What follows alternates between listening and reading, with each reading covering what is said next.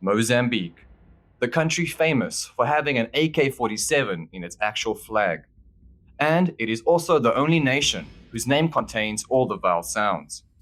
But this tropical nation would also play host to an intriguing battle between the Islamic State and Wagner. When we think of these two organizations locking heads in battle, we tend to think of their battles in Syria since Wagner first intervened in 2015. But these two would face each other time and time again, not only in the Middle East, but also in Africa, as Wagner would be backed by the Kremlin to expand Russia's influence and operations in Africa. Today, Wagner has worked in the following African states and in Mozambique, where Wagner, at the hands of ISIS-linked militants, would cause Wagner one of its most embarrassing campaigns. So, just how did Wagner and ISIS get to Africa and eventually Mozambique?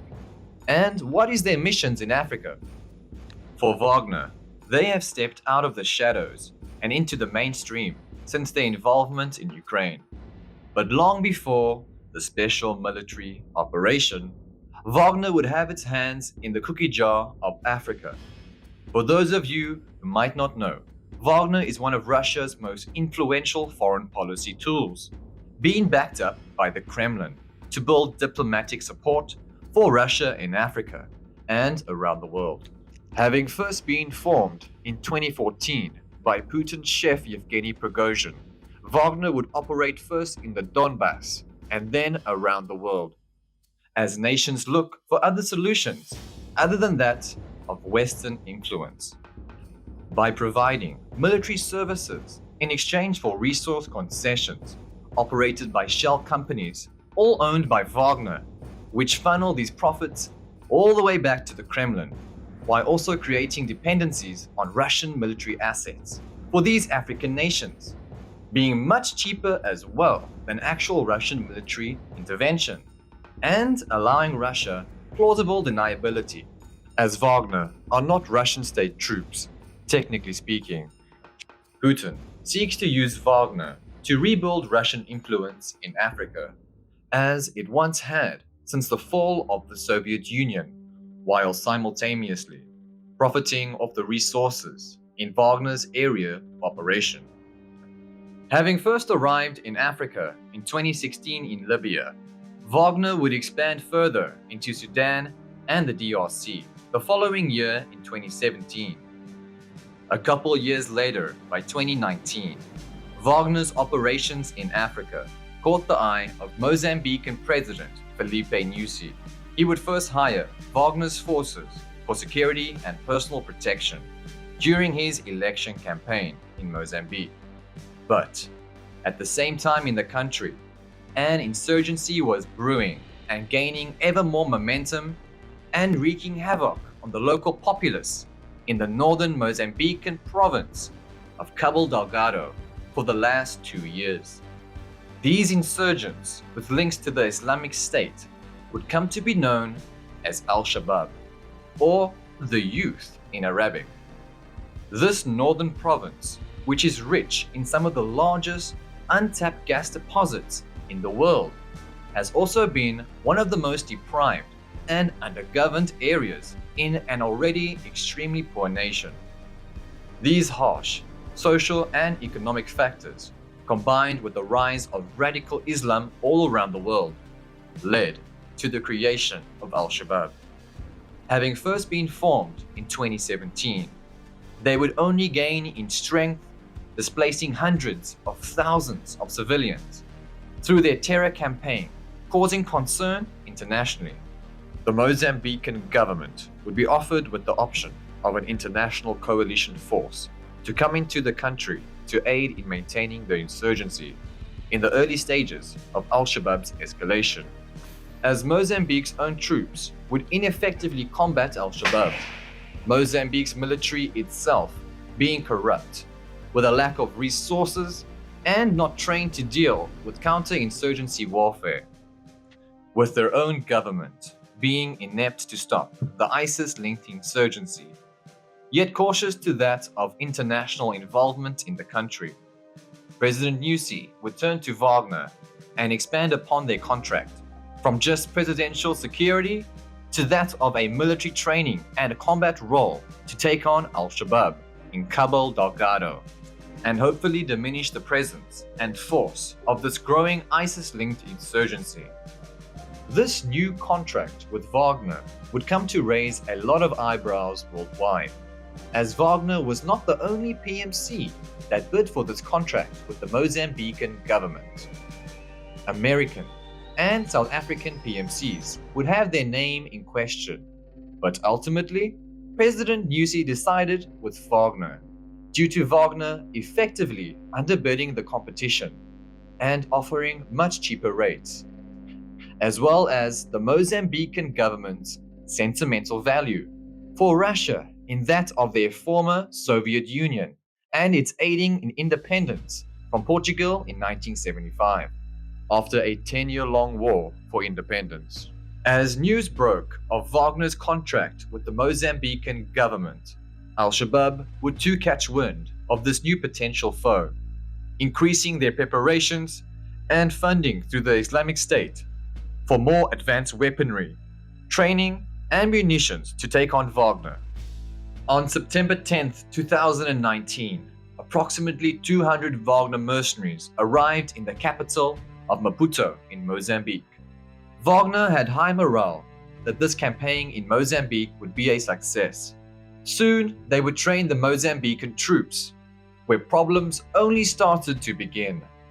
Early on, communication became an issue between the two new supposed allies.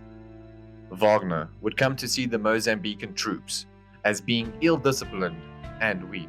The Mozambicans saw Wagner as overly confident in their approach.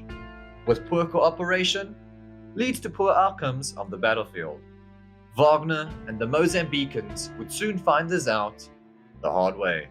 The various different types of African terrain in Cabo Delgado would immediately be an issue for Wagner's forces, as these various terrains would include lush jungle, dry African bush, mixed in with urban environments.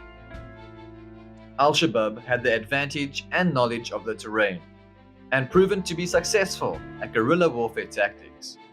They would use their advantages to great effect. Within the first 2 weeks of Wagner's deployment, 7 of their men would be killed in either roadside ambushes or surprise attacks from Al-Shabaab.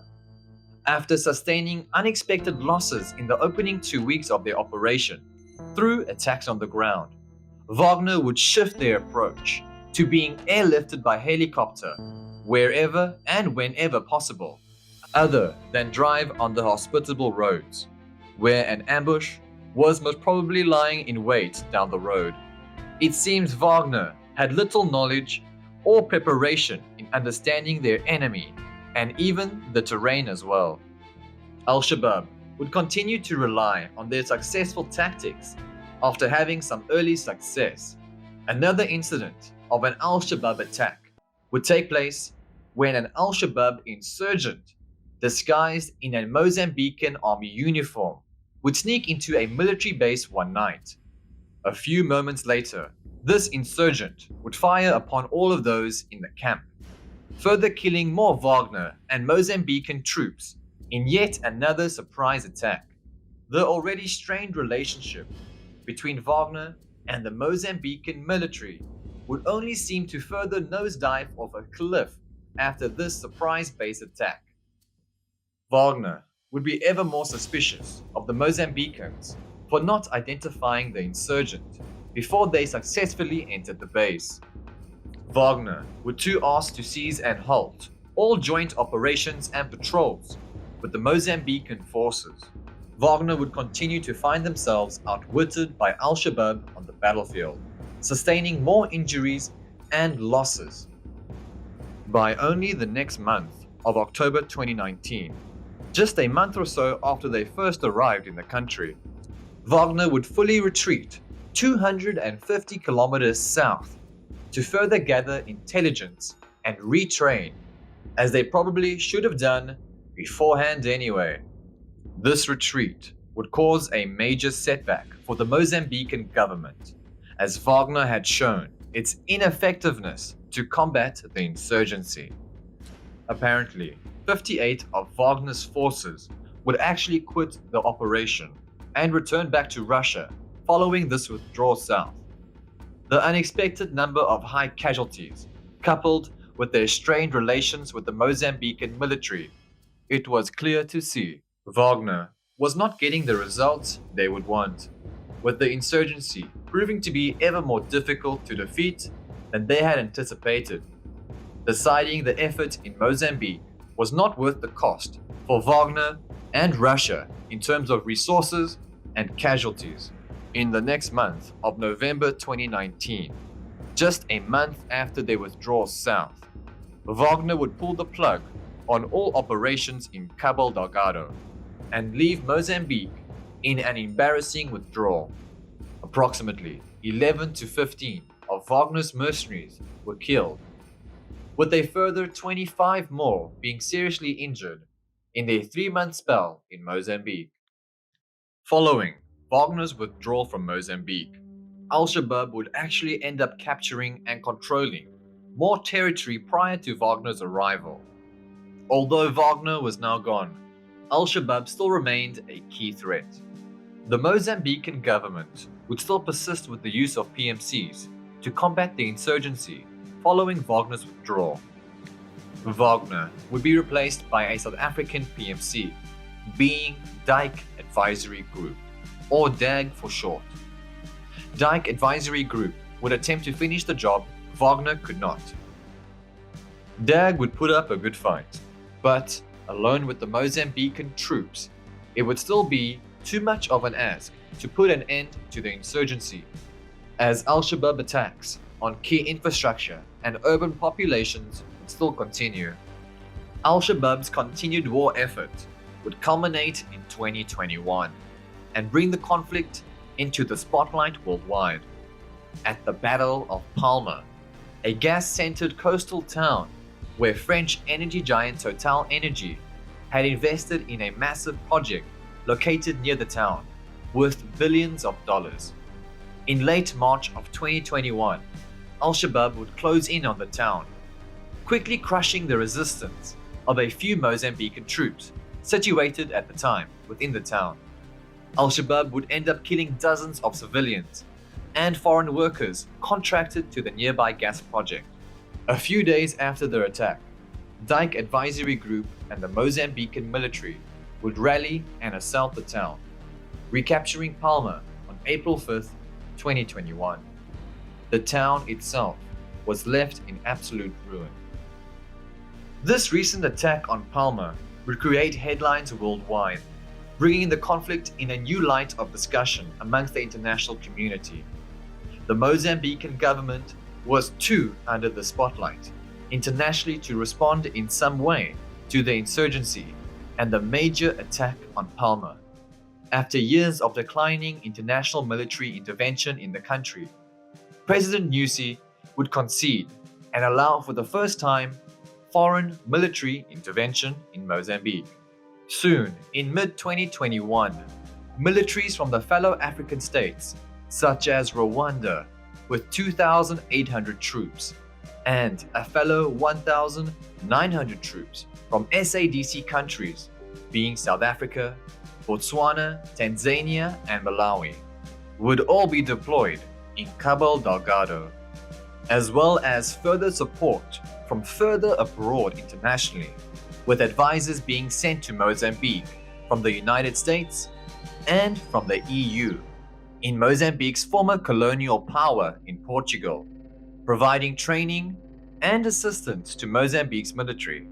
The result of all this foreign military intervention would in large part prove to be a success, as over the coming months in 2021 and into 2022, territory and urban areas formerly under Al-Shabaab control would be recaptured, pushing the remaining resistance of insurgents into hiding and out from their former strongholds.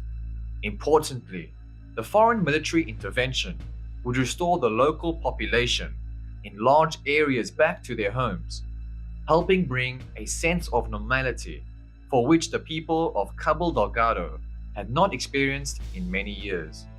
Although Al-Shabaab has been weakened in strength and territory controlled, they still remain active till this day, carrying out sporadic attacks.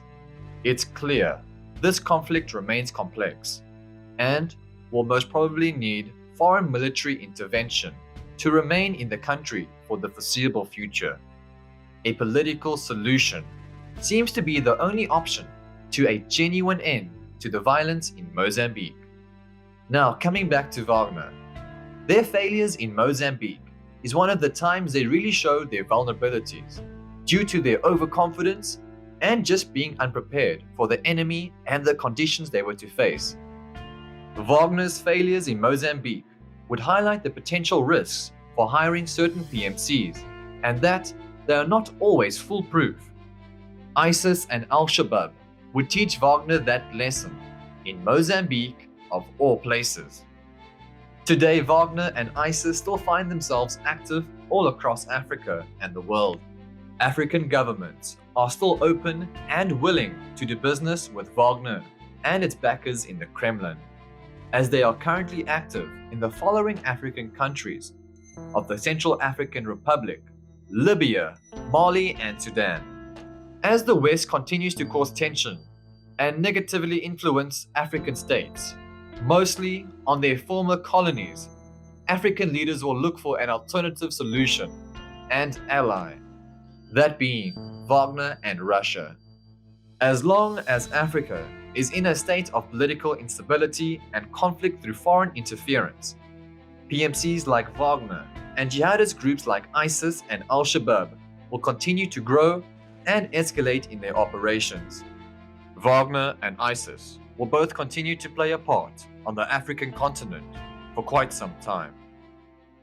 Thanks for watching. If you guys enjoyed the video, be sure to give it a thumbs up or subscribe for more videos like these. Thanks for the recent support on the channel. I really appreciate it, and all you guys. Take care and stay safe.